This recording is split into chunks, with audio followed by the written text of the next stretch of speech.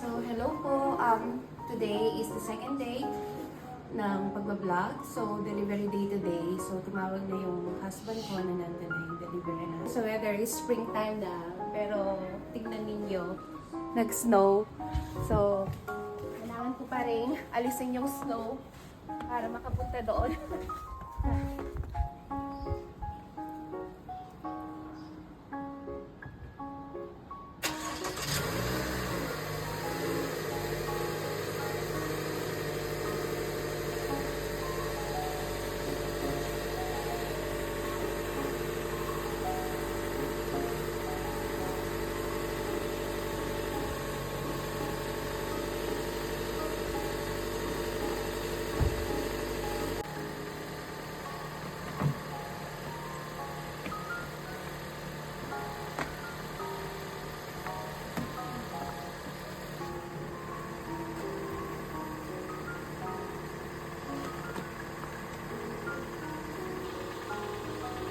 See you sa paborito Asian Market.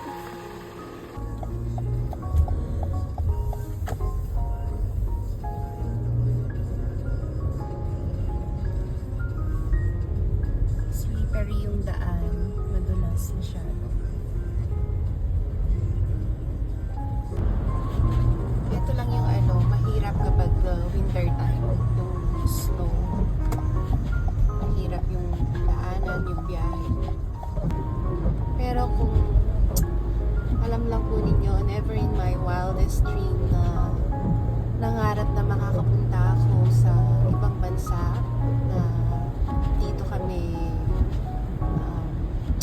mamumuhay kasama ng mga anak namin.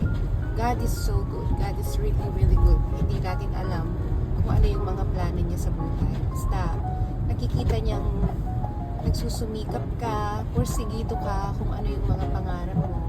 Pinagdadasal mo sa kanya, tinatawag mo siya, ibibigay niya sa'yo. Naniniwala ako doon. Proven na yun. Sobrang proven ko na yun. Kapag nag-snow, do nakakapagod minsan, madumi siya, pero alam mo yung experience na never ko na imagine na may experience ko, makikita ko with my two eyes personally na totoo pala yung ganito na may snow nga. Nakaka-amaze lang talaga. Salamat sa taas na na-bless kami ng ganitong buhay. Ito na, nakarating na tayo ng paborito. Nag-snow pa rin.